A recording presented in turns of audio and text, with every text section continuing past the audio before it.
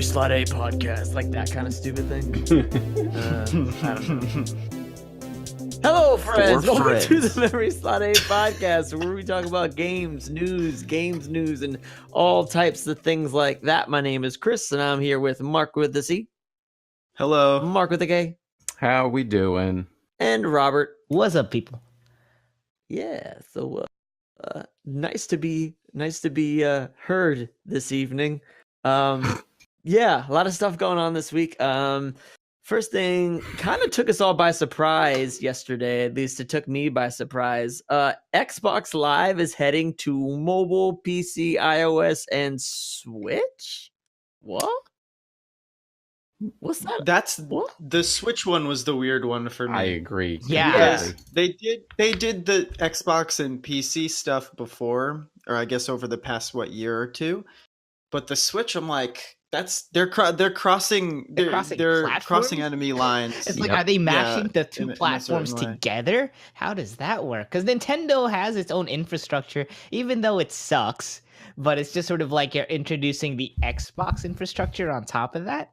Interesting. Mm-hmm. How does that work? You know, I wonder. Yeah, but is that the idea that it's the like actual Xbox Live platform, or are you just like logging into, like, you know how in Minecraft you like log into a Microsoft account or whatever? Do you think it's gonna be something like that where it's kind of basic, or do you think there will be actual like a Xbox Live infrastructure on your Switch?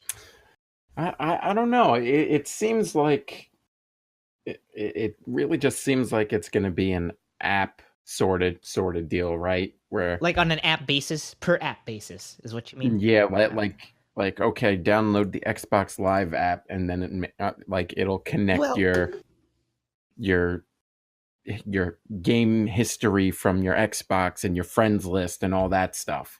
That's what it sounds like. I think my vision of it is a little different. I think so. A lot of it seems to be talking about SDKs and, you know, basically allowing players to connect. I personally think that it's going to be more along the lines of something like Fortnite, where it has its own launcher, or rather, every game that has online capability will have their own launcher that allows you to connect to Xbox Live. That's the way I saw it. That's what I meant by per app basis. I meant like every app that has online access will have, you know, access to Xbox Live, sort of like that. Yeah, that's kind of what that's my interpretation of it. Now, this is all basically based on information that was leaked. And then like before, I think it was the Game Developers Conference. Yeah, GDC. Yeah, the GDC. So Microsoft has refused to add anything else to what has been shared, and from what I'm seeing, it's going to be on a game individual game basis, and like the developer will now have the ability to just like program that into their game that they're going to be working with players on Switch and PC and iOS and all that stuff together. So it kind of gives developers more freedom in that sense, but in my opinion, this is kind of just like a power move to Sony. Oh yeah. Oh, for sure. It's actually really great because you see Sony backing out of E3, and now Xbox and Switch are just like, hey, yeah, we're going to have crossplay, so fuck off. It's like, we're going to be friends. If you don't want to be friends with us, you're just going to be a loser by yourself in a corner. Yeah. I mean, they're like, we're trying to modernize or like push things into the future, and Sony's like, nope, we're not doing that at all. And eventually the pressure is going to catch up to them, and they're going to have to cave in. I mean, they did it with Fortnite and Rocket League. I mean, they had to face the music. I mean, quite literally, you had people. But something I wondered about. Oh, No, sorry, Rob. I was just going to say you had people upon people talking about it. That's all I was going to say. Okay, yeah. Something I'm curious about though, because you know how like it's always, you know, or you see every once in a while like numbers getting reported out, like here's how many people are playing this game, right, on Xbox or Right. whatever, or playing Xbox Live or this service. Mhm. Like if you're playing a game on your Switch via Xbox Live, does that count as like an Xbox number, like to their, concurrent players or something? Or is it going to be, because I would imagine, if you're a Nintendo person, you're like, well, we don't want it to be like you're stealing, that person from us in a certain way. So I wonder what the like compromise is. Just as like I don't know, I get all weird about data stuff. I feel like that would be like a weird kind of data. No, it's fine. It's a fine thought. And, in my opinion, I think that if this is the direction of the future, we're going to need to come up with a different metric to track, players play, like how they're playing. Instead of considering them on a console per console basis, if we're all going to have one big shared pool, there has to be a different way to differentiate besides saying, oh, they're all logged on to Nintendo Online or they're logged into Xbox Live. Because then at that point, you just have one common pool logging into both services, and it really doesn't make a difference.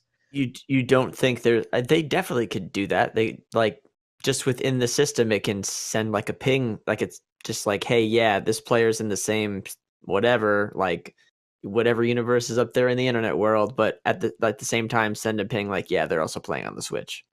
Right, but it's more the idea of like having numbers that make the company look good. It's like, during sharing, in like shareholding reports, and just sort of like, we had X amount of players playing on our service, therefore our service is doing well.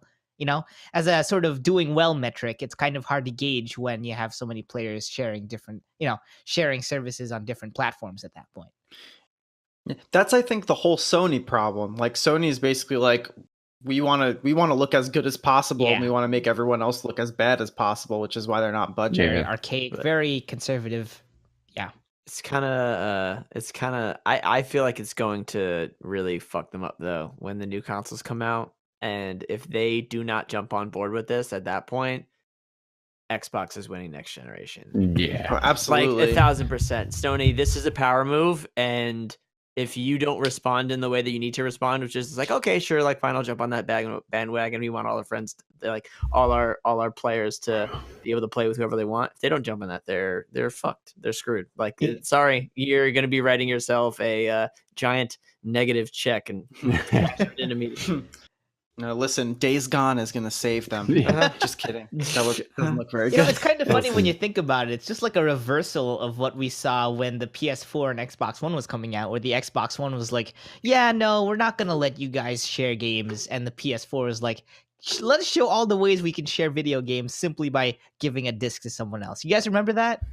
Yep. Oh, yes. Yeah. Oh, yeah. Oh, it's like Sony wants to make their gaming experience, or the illusion that their gaming experience is the best gaming experience. Oh, gaming better on Sony or whatever their tagline is in all their commercials. Only on PlayStation. Yeah. Not letting people play with their friends is the exact opposite of a good gaming experience. So yeah, they have to announce some sort of plan, like before next generation, if they want people to still buy their console. Otherwise, and if they don't, sorry, no, I was nothing. Go ahead. So, and if they don't, like, E3 is essentially just gonna, like, if they don't do that, I guarantee you that Nintendo and Microsoft will be on stage together talking about how this works, while Sony is doing whatever the fuck they're doing. If they like do their own conference over there, and it's gonna be a year to remember if that happens. Like, it will be pivotal in the gaming industry. Everyone's going to be like, oh, remember that one year that Sony was essentially just like, fuck what you guys want to do. Like, no, you can't sit with us. Like, that whole thing, Yes. So I think the ultimate revenge move for Microsoft, since they're going to be doing E3 presumably still, to get revenge for that, the video where they're handing the disc to each other, is to be like, have someone come up on stage. You know how they have like setups on stage sometimes? They should have someone playing an Xbox and then have a setup where someone has a PS4. Be like, hey, you want to play a game together? And then they just like invite friend. And then you that have would like be- a guy that would be on a their cell revenge. phone who can also join in because Yeah. mobile's in on it exactly. too. You know, see. Or not a PS4, but any other device. What's yeah, a really like someone on their phone or a Switch? What's a really shitty game that they could have the person on the PS4 playing? Oh, Let me.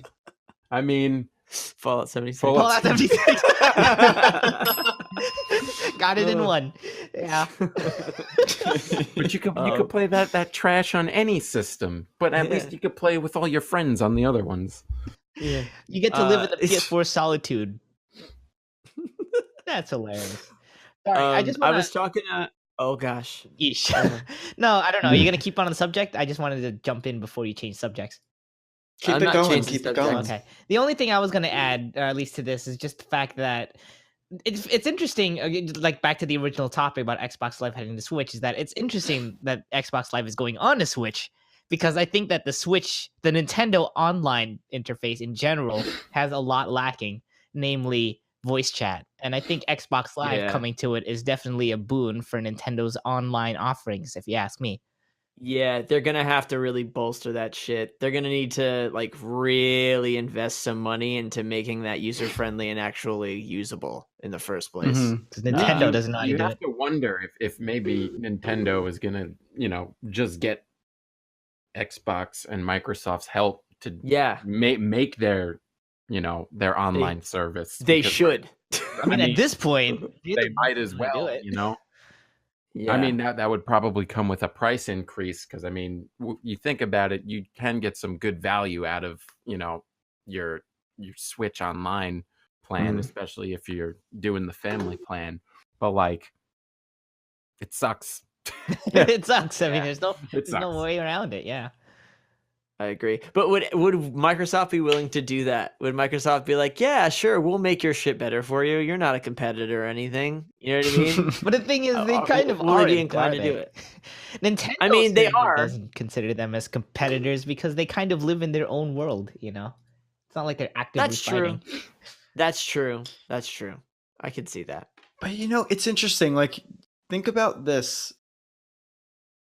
So for the Switch, for example, they could kind of lock any online activity, any multiplayer gaming at all through Switch Online. So would you have to have Switch Online in order to leverage Xbox Live? Or you know what could I'm you just saying? have Like, do you need Xbox to get Live? through that barrier first? Imagine you. Yeah, have that's to, what I'm saying. I Like, see. would they Interesting. allow you to just log into Xbox Live and you don't have to also pay them for the connectivity service I or see where you're whatever? coming Or do you think they'd be like, do it if you want? Because that would seem like kind of, then they would have to compete for like, well, I guess if Xbox Live is better, I might as well just only pay for that and play my online games on my other consoles. Ooh, that's interesting. It would be a big power move. And I don't know how much Nintendo's worth, but imagine Microsoft bought Nintendo and the rights to everything that they had. Oh my god. That's the ultimate power move. Yeah, but 4K Splatoon. But like, honestly though, because then you could do some really interesting like Switch Xbox integration, like just like straight Switch to Xbox. So I don't know, that would be pretty crazy. I doubt it would ever happen, but that would be kind of great. I kind of wish it wasn't so far-fetched, because that would be so awesome. I mean, the thing you need to remember is that they are catering to two very special, different markets here. Xbox is very Western oriented. Nintendo is very Eastern oriented. It's very hard to merge the two. So, I mean, but you wouldn't have to merge it. Microsoft just have to buy it. Like, you West could let by them do East, their shit. That's what you're saying. Yeah, you can let them be like, okay, you're gonna go over there and do Nintendo, but like, I just kind of own you now. You know what I mean? Because then you would be able to like appeal to both markets and whatever, but just like add that really interesting integration into the Switch, which is an awesome and powerful system in itself, and then the Xbox alone. I don't know. I think it would be cool. I was talking to someone the other day about the, how should I phrase it? Oh, so like how much money Xbox has made this year versus PlayStation. And it turns out that the PlayStation Network made like alone just the network made like $12 billion this year, but Xbox as a whole, like Xbox, so console sales and like all that kind of stuff, and their online system made $12 billion. So like just the network for PlayStation made as much money as all of Xbox. I wonder if that is including like what Xbox is doing right now to beef up for the next generation. You know what I mean? Because they had to do like the game service, like Netflix for games or whatever, where you can just like Game Pass rather, and this whole Nintendo integration stuff. I wonder if we got some big shit coming next generation. They got to do something, because even you're right, because they've done so many really good consumer friendly things, but they're just playing catch up. You know, I think they kind of have to take the L on this generation and like build up a goodwill with people, and then drop something that is good from day one. Yeah, you know. Yeah, I don't know. Just an interesting conversation I was having with someone. Thought it was pretty neat. Yeah. Speaking of things that were good on day one. Yeah. Yo, mama. Oh God. Okay. Okay. So that's gonna do it. So Respawn Entertainment, the developers behind Titanfall, dropped a BR game straight out of nowhere, and it's like Beyonce. It's a complete game. It's 1.0 right out of the start, and it's really fun. That's it. It's crazy that a game actually makes it that far. I mean, it kind of got leaked a couple days before, but it's crazy that the game didn't get leaked way in advance, because you pretty much learn about everything before it happens, and they kept this one secret pretty close up until when it actually happened. I think that's pretty cool. I agree. That's pretty impressive to be able to keep all sources sealed up to that point. And at that point, you're generating hype like literally the day before, so like it's fresh in people's minds, and people are like, "Oh yeah, I want to try this out on Monday." You know, I think that's pretty impressive. Yeah, I agree. It's a squads only game. It's squads of 3, and there's a selection 3 minimum? of three maximum. So duo or trios? No, it's 3 mandatory. Yeah, 3. There's no solo, no duo. You can queue in as a solo or a duo, but you're always placed in a team of 3. There's 20 teams, so 3 times 20 is 60. So it's a smaller battle royale than Fortnite. And it's class based. So there's several legends is what they're called, and they all do have the same basic move set, unlike something like an Overwatch where everyone's got some can run, some can't run. Everyone can run. That's the first thing.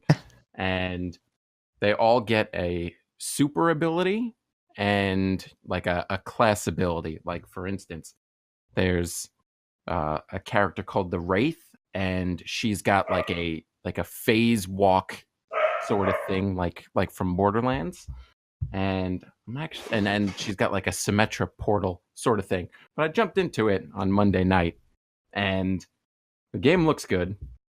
The game feels really good, and even though I'm not that good at it, it was a hell of a lot of fun to play, and I recommend it. So how long do games normally last? Until you die, right? Oh yeah, sure, I suppose. Well, not exactly, right? Because you can get resurrected. But we'll talk about that later. I completely forgot about one of the main mechanics in the game. So, as Mark said, you can get resurrected. So if you get downed, interesting, and you get downed, and then you've got like a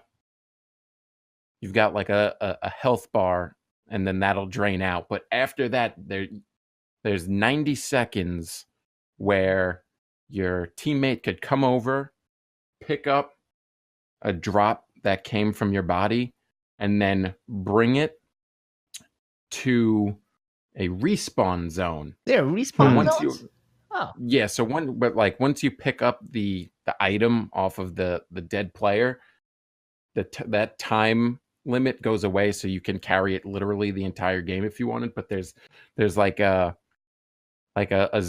little machine that you go over to deposit the item in, and then your teammates will dive back in from the sky.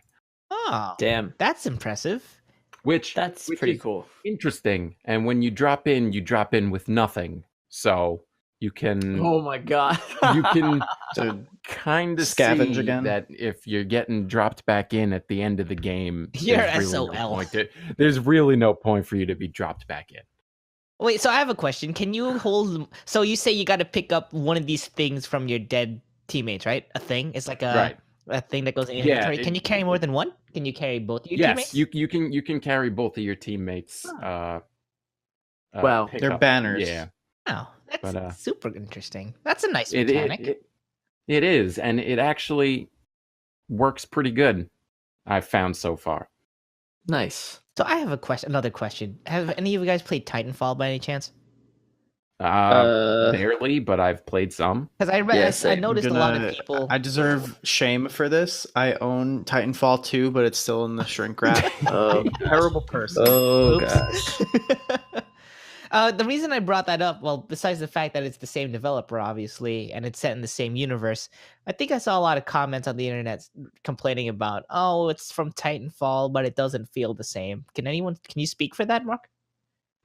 So the gunplay feels a lot like Titanfall. The thing that doesn't feel like Titanfall is that there's no mechs and there's no like wall run. So you like if it feels like it, except for some of the core mechanics from Titanfall. And quite frankly, it's a good thing they kept the mechs out, because ain't nobody got time for that. Oh no, I think that's agreeable. I think what a lot of people were kind of sad about, and I can kind of see, is like not being able to wall run. I mean, that would have been pretty unique for a BR to enable all of that movement so ability. that's something that I actually expected to be in it, and then when I found out it wasn't, I was like, oh, well, that's a little disappointing. But it's not really the biggest deal, really, because it's like you can mantle like every wall in the game. You can like climb up a tall wall. You do it slowly, but you can still climb up a wall. So like mobility in general really isn't that big of a deal. You don't take fall damage from if you jump off the highest point of the map, which is also nice. But Yeah, I saw that in a video I was watching earlier, and I was like, wow, that guy really, really went for it. And there was no like reason he shouldn't, because he took no damage. It was pretty Unlike pretty Fortnite, wild. where if you drop from too high of a height, you die. Yeah. I mean, I guess that's an aspect where Fortnite's a little bit more realistic. One of the few weird to aspects say. of Fortnite is actually realistic. Need this But, fall damage stuff. But so one thing I've noticed is that there's like a healer class, but a healer class really isn't necessary, because there's plenty of health drops in the game, and like the only thing that the healer will be good for is always having heals, even if you've used all your heals or you came back into the game with no heals. But I mean, I think there's a time and a place for it. If you're in the heavy engagement and you run out of healing material, there's that too. So it's like you can drop out like a little repair drone, if you will, and it'll give you health over time. So what I'm mostly interested in for a game like this is the context of it. Like, what's the setup of this game? What is it supposed to be? I understand it's like taking place in the universe of Titanfall, but do they give you some amount of story or framing? Like, why are all of these quote unquote legends going on to this what I also presume is an island. Like, do they set that up Or at is it all? like Fortnite? where Is they there any just sort of- story for the characters or anything, or do they just drop you in it? So No pun intended. so as far as booting up the game goes, there's no backstory to it whatsoever. It's just like, all right, load in, do the training. After that, you're free to move around and play the game. As far as like other lore, I don't really think they've said much.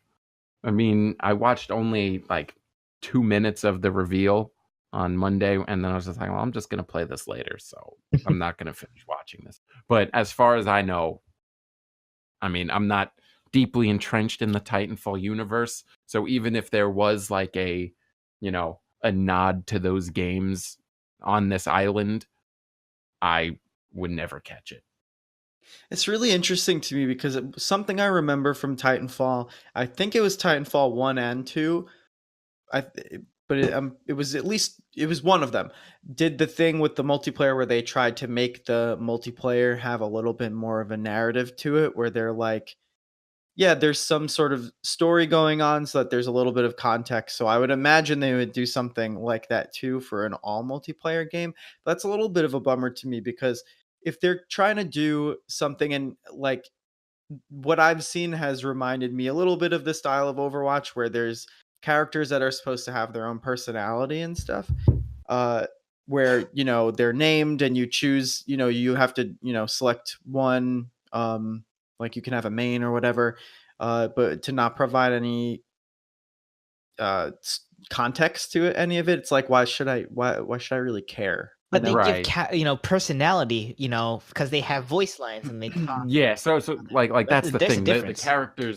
The characters do have a personality, but you know, the overarching lore Yeah. doesn't How seem is to that be though? there. How are the characters?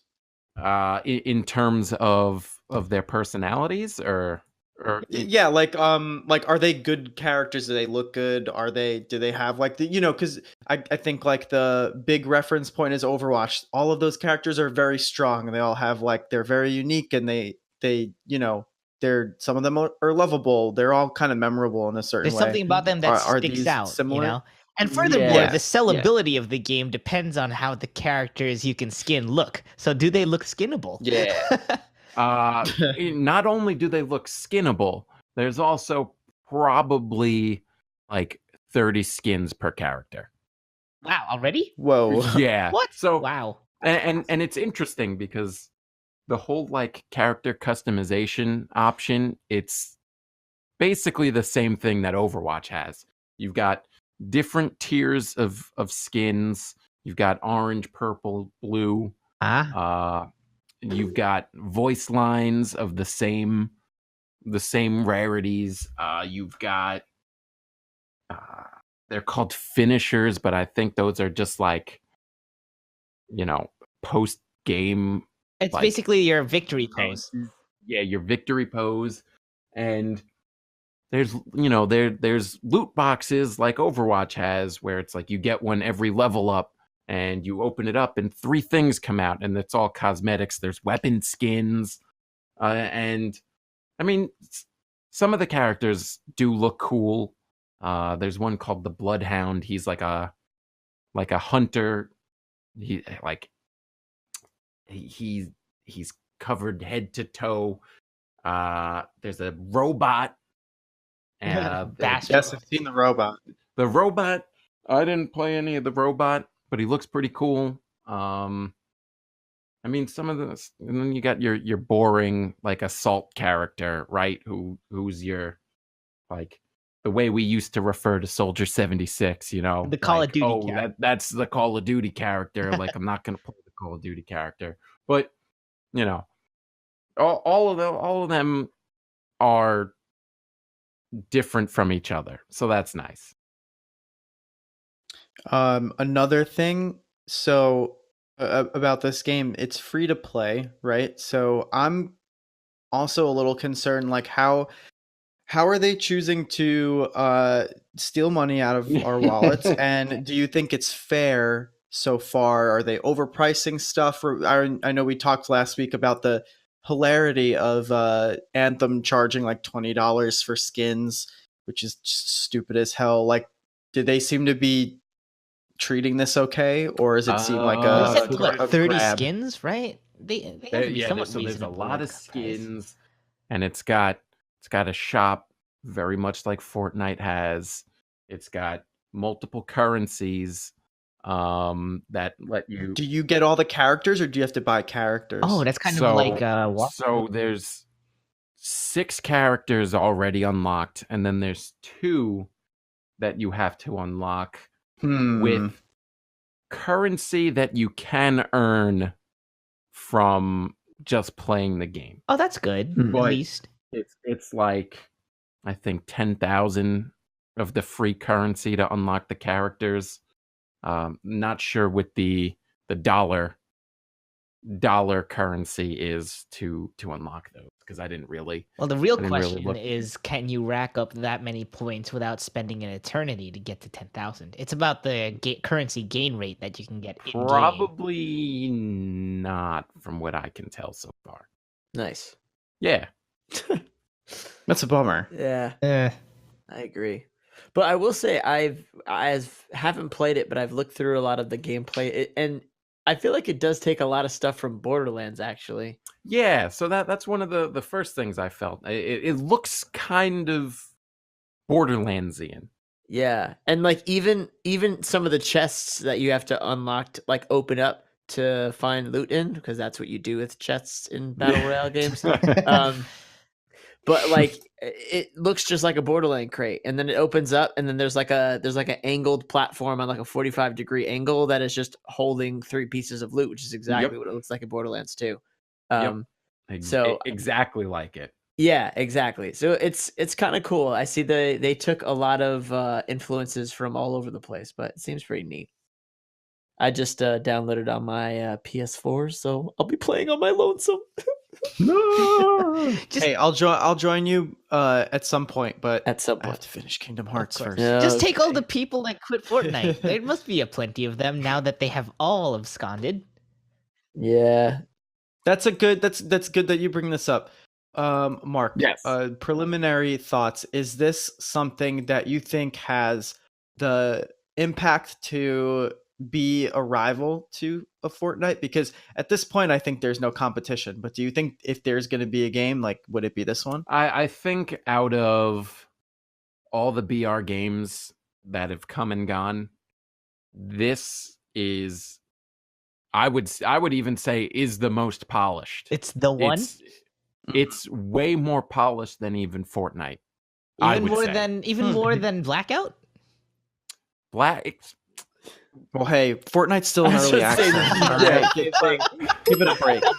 And how they're Let's be getting fair. that, I don't know. But Such an Um, underfunded studio they are. oh yeah, they make no money over there. I don't understand. They're just getting sued left and Only right. have a But shop, terrible. you know. I think that this game does have one. It's got satisfying gameplay, and that's something that Fortnite had for a little bit, and then They destroyed eventually, it. they were like, we don't care about you having fun playing the game anymore. It's got satisfying gameplay. It has its own charm to it. You know, whether or not they build out on that is up to them. I'm sure they'll try, but I mean, apparently 1 million plus people downloaded the game on Monday night alone, which, if you think about it, you know, is pretty incredible considering, you know, the game was announced at 3:00 Eastern time on Monday. And only leaked Mhm. about 24 to 48 hours beforehand. So not a lot of time for the the idea of this spreading around, you know. Yeah, and from what I've seen, all the reviews I'm seeing from people are that they enjoy it and that they think it's got staying power, and I'm inclined to agree. Whether or not it does will really fall on how they support the game. Fair enough. Yeah, interesting, because another thing that Respawn followed up this announcement with was like, don't worry, Titanfall is not dead. We're still going to make and release Titanfall things. They didn't say Titanfall 3 specifically, but that at least means their studio is going to be split across more than one game. So hopefully they can keep up the the updates and stuff, because we all know, basically, to make any kind of successful ongoing game, you have to feed people updates constantly. Mm-hmm. So yeah, I'm pulling for them too, because I hope they do like give us something that is a good alternative to just the one big battle royale game that there is. Now, my question here, and this is just a real quick thing, because I think we've touched on the subject before, is considering now that we have yet another BR that's now free to play, are you guys okay with this shift towards getting, more of your entertainment out of a free to play game that has microtransactions built in it, as opposed to having to pay for, such an experience? Like, are you okay with this shift, or does that just concern you somewhat? I'm fine with it. I think it really does come down to the kind of game, right? Like something like a battle royale game. I don't want to pay $60 for that. I don't even want to pay $20 for something like that. But I think mean, that- before Fortnite, you probably would have been willing to pay, something for a video game. Right. And now we're kind of expecting BRs to be free to play. Don't you think that's a rather, quick shift in mindset? A 180, I should say, rather. It's a game mode, really. At the end of the day, So zombies, but you pay for it. Well, exactly. And zombies is another thing where I feel like that could be put out on its own, even in a free to play manner. And Hell yeah! And it would have just as much success, if not more, than Fortnite had. Yeah, if they released Black Ops Zombies by itself free to play, and then said, okay, you can buy like certain character skins, you can buy certain skins for your guns, like that kind of stuff. Fuck yeah, I'd play it, and I'd probably spend money on actual skins. But like, I think the good thing about games like this is it is sure it's a good money maker for the company, but also at the same time, it's a good alternative for people that want a game but want a game on a budget. Very true. It's accessible. It's accessible. There's a lot of content for those people, and you don't have to buy the skins. But then there are the people like, one of those friends that we have that will spend. I hope you're listening, man. Love you, buddy. That will spend just like an incredible amount of money because they have it and they can do it. You know what I mean? And that kind of makes up for it. So fuck it, whatever. I think it's good for gaming, actually.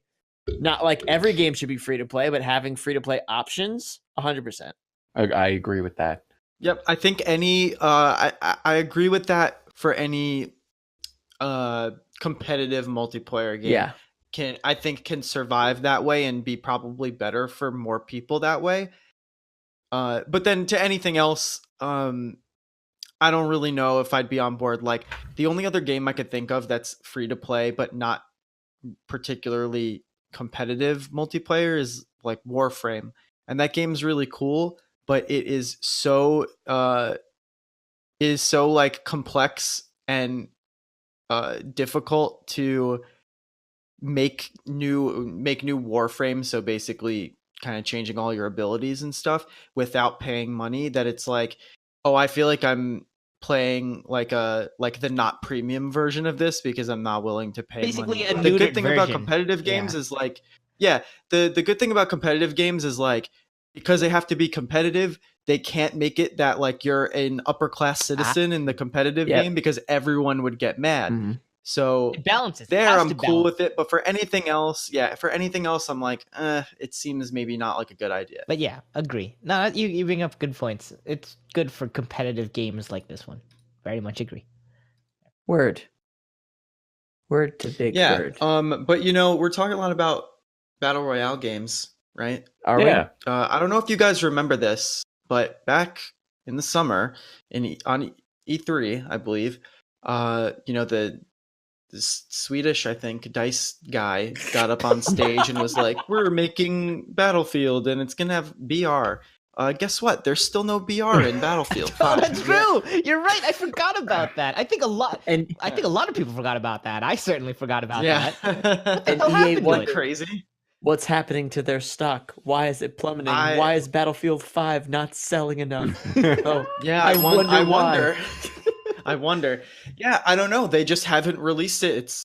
I guess they're not going in early access. They're perfecting it. But yeah. So the reason why I even mentioned that is just because there's like, I don't know, earnings call or something like that for EA recently. All that stuff is public because they're, like a public company, and they basically are on record saying that they didn't really do very well in their last quarter. I think they said it was third quarter, whatever their third quarter is. And mainly because Battlefield 5 didn't sell enough. And then, you take 5 seconds to think and you're like, well, they promised us a Battle Royale game when Battle Royale was at its like height of its popularity. Oh, and it's not even here yet. They never Like delivered. 6 months later. Yeah. Why would you buy their so, game if they never gave you what they promised to actually sell you? You're buying a half. Because EA is Yeah, shit. isn't that crazy? Yeah, so EA, there's I take a little bit of not joy, maybe a little Definitely bit of joy. Definitely. Yeah. Be honest. And like seeing them being like, yeah, we're fucking up, because they make a lot of stupid decisions and they do a lot of things that are anti-consumer. But yeah, I don't know. Like, do you guys think this is actually important? Their stock fell very quickly after this announcement was made, but do you think EA is in any kind of jeopardy, maybe for like Anthem to be a huge success because that's their next big thing that's coming up? I think if they're in danger of not being great, it's because their games just aren't being great. Yeah. Right? Like, I haven't played a Battlefield game since like Battlefield 3, and it's because like it's not fun, really. Like, brutal. I mean, I wouldn't. I mean, I think that's not fair. Like, some people definitely find Battlefield fun, right?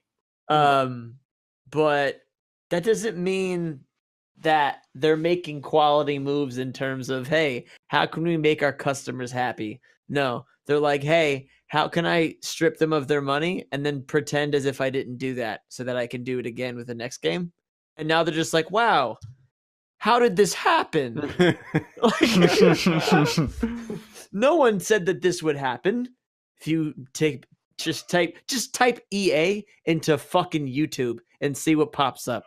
Everyone was telling you this was going to happen. So I don't quite understand it, but I know it's like the idea to make everything into FIFA Ultimate Team is starting to finally, I mean, it's backfired already, I think, but I guess it's starting to affect the company in a really major way. Yeah, but it's great if you look at I mean, a lot of the consumer base is not on the internet tweeting at them about their games, but it seems like from sales numbers as well as just what I see people saying on the interwebs that consumers are starting to catch on.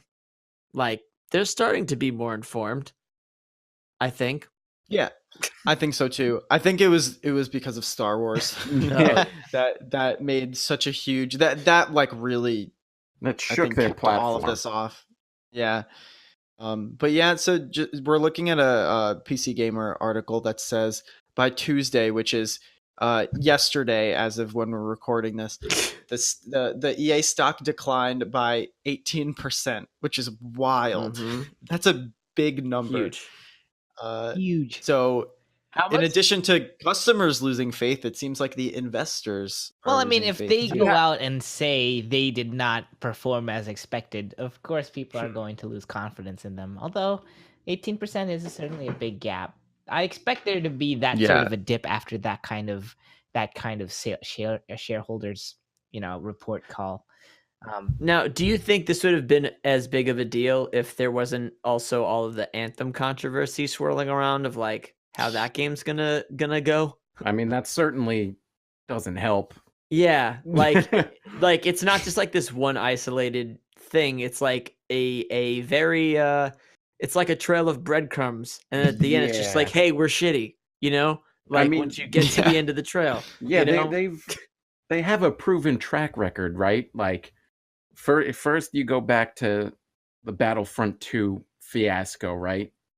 And then you can laterally move to every single one of their sports games that has the rehashed mechanics year in and year out that you're essentially paying $60 for a roster update, which is fucking ridiculous. And I've fallen victim to that many times. And then, you got, Battlefield 5. Oh, we're working on BR, but guess what? Not really. And then Anthem, a game where you're putting it out halfway through February and your first alpha for it was in December. Followed by a demo a month before it releases. Like you're fucking yourself is what you're doing. It just feels like they keep like slipping on banana peels repeatedly. That's like kind of what they're doing with like they keep making the same mistake over and over and over again. And it all has to do with like how aggressively they try to nickel and dime you basically.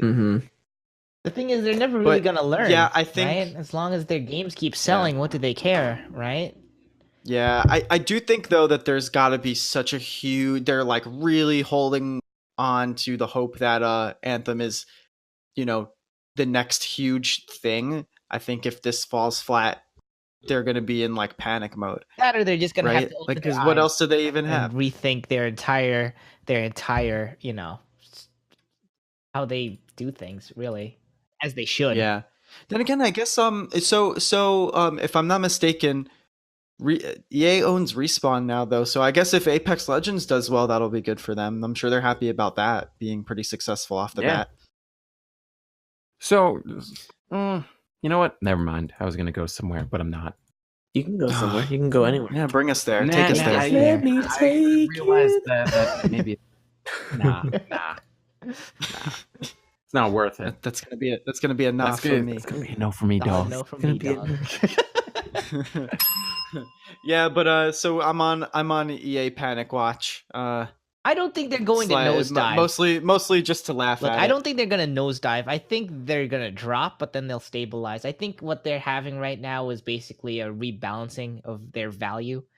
I think this is a bad drop, but I don't think they're ever gonna like dive. I don't think they're at that point yet. You're gonna have to wait till you see the sales of Anthem to see if they'll actually keep going on a downward trend or not. That's my 5 cents. But I think I agree with you there, and I know that they are aware of how gamers are actually viewing them at this point, just by things that they've said, and them being like, "Your money is hard earned, and we want to make sure that that like you can't pay to win these games." When they're talking about Anthem, and then the only problem is they say one shit to your face, and then like behind closed doors, here's that $20 skin that we're gonna give to you like a little while after the game comes out.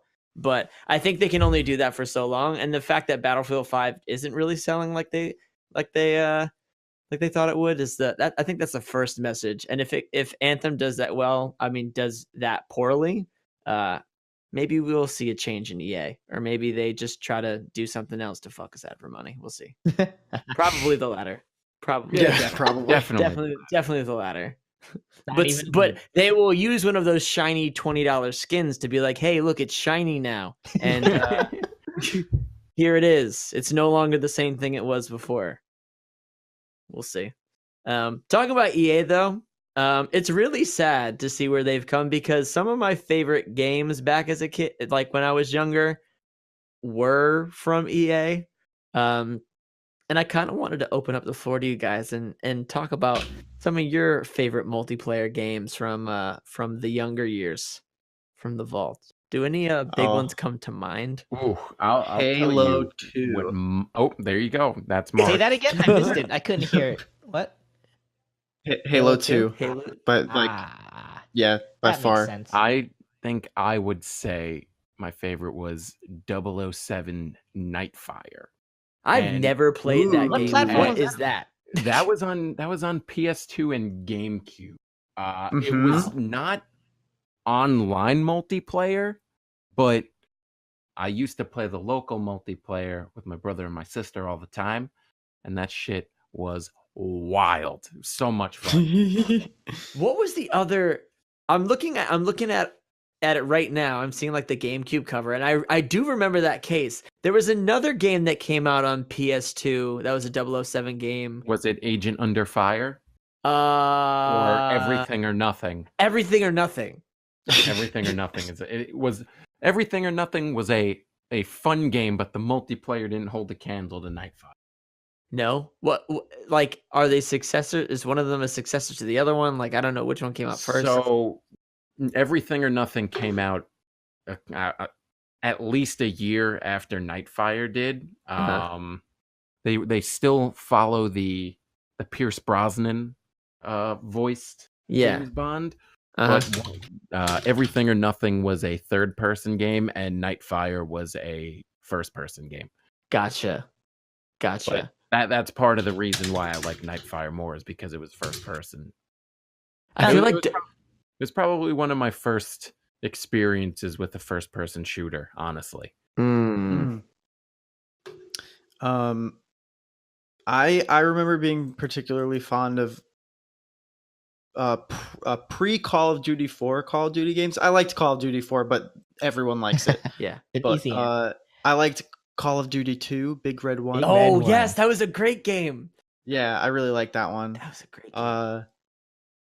Those are like it's hard to even remember back that far when they're like before they were all, you know, online multiplayer games. But man, I have good memories. A lot of PS2 era games and original Xbox era games.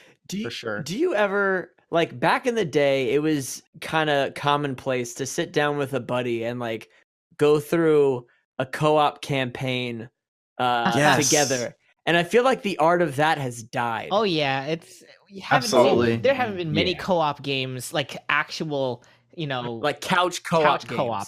I don't think there have been that many in the past 5 years, even. Ooh. Yeah, I mean, especially for FPSs, there's no campaigns anymore. Yeah, They just don't do them. I think the last co-op first-person shooter campaign I ever played was Resistance: Fall of Man.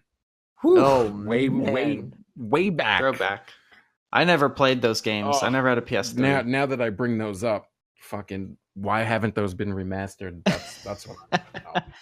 Were those really good? Because I know that wasn't that a launch title with the PS3? Yeah, Fall of Man was a launch title, and I really did like all three of the games that came out on PS3, but Fall of Man had the best multiplayer out of all of them. Like in terms of like online multiplayer or co-op, like couch. Both. Really? Yeah. I've never played that game. One of my friends, like my best friend growing up, had it, and he lent it to me, but I never actually played it because it was like 2011. I was playing Skyrim, and he was like, "Hey, you should play Resistance," but I was like, "No, man, I got to be a wood elf and just hit everything with these arrows, bro." So I never actually played it, but I'm looking, man. Can I still have a working PS3? Can we buy a copy of this and record? I still record? have mine. That's for sure. Yeah, we don't have to buy it because I have it. Well, Mark with a C is the only one out here. He's never had a PS3. The odd one out. Hey, if we buy you a PS3 for the first time, does that mean it's like the first time in entering 3D graphics all over again? Can you ever go back? Sorry, it's a rhetorical question. Oh man. No, you guys enjoy that. I'll just be sad and play your HD 4K graphics. Okay.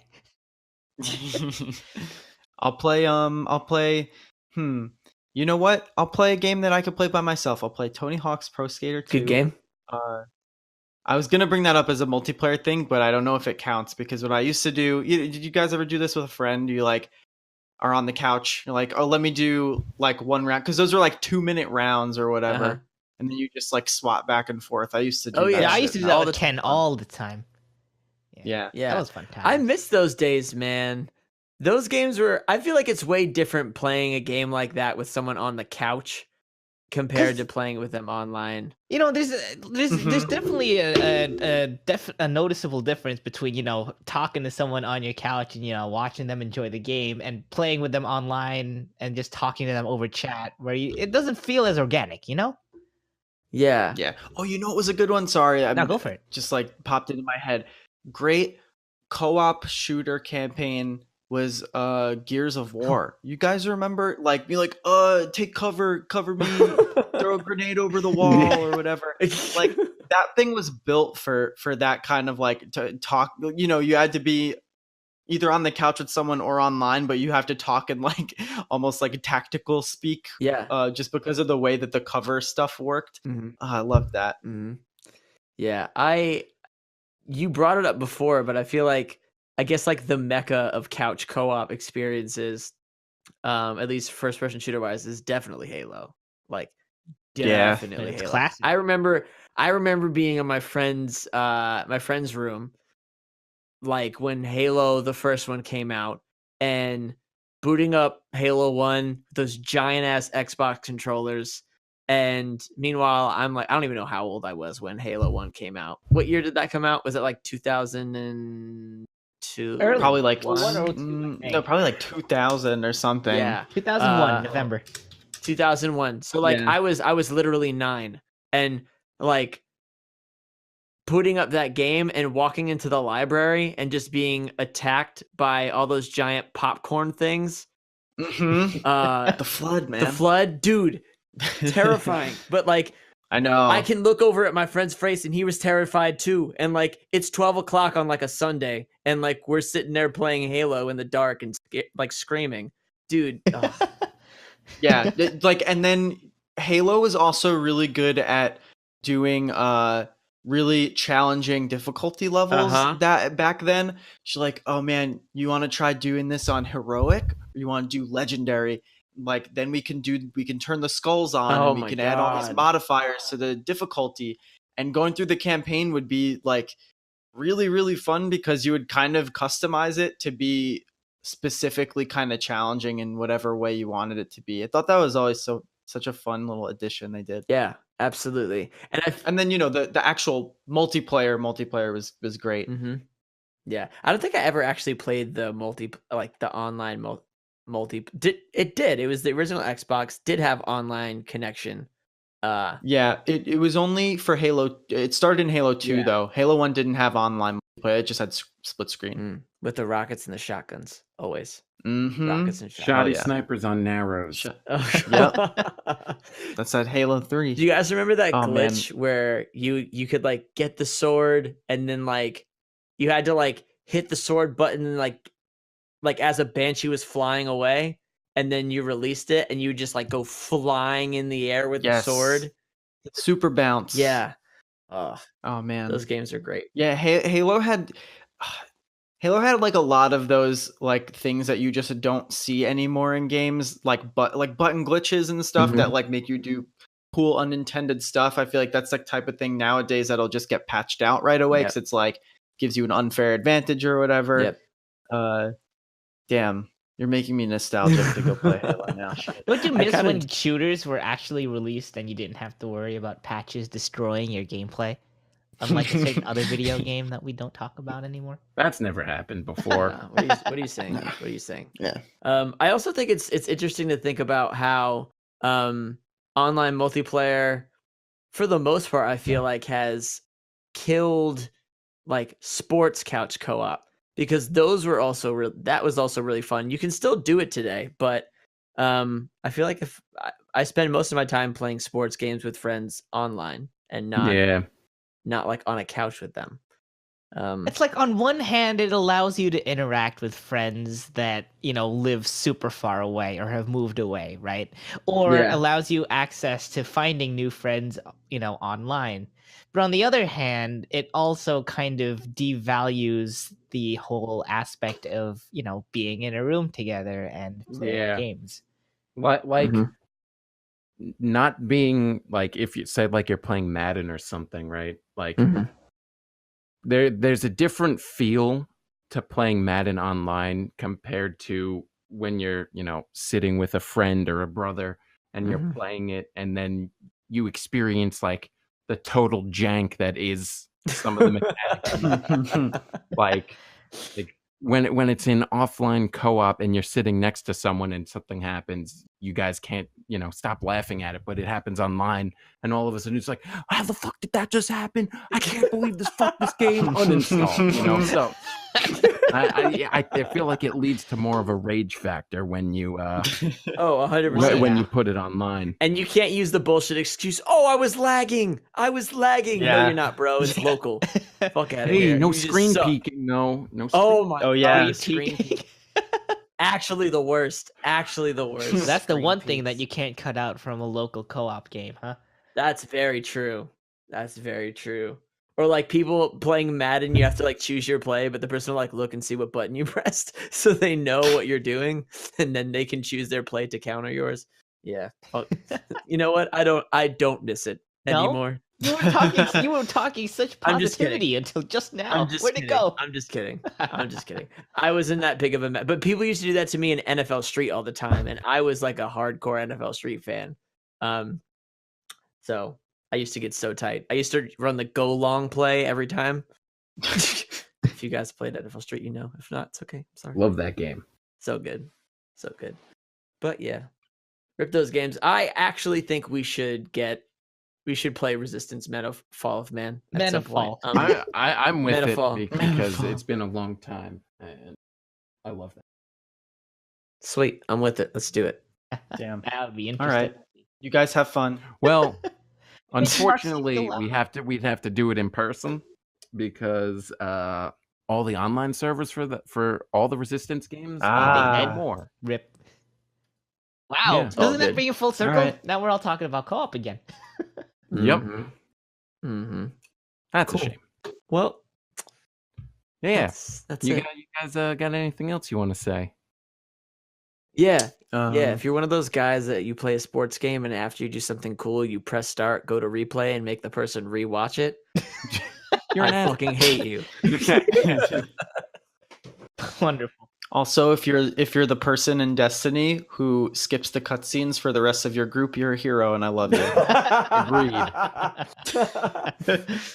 As one of our friends would say, "Oh, this sounds like plot. Skip."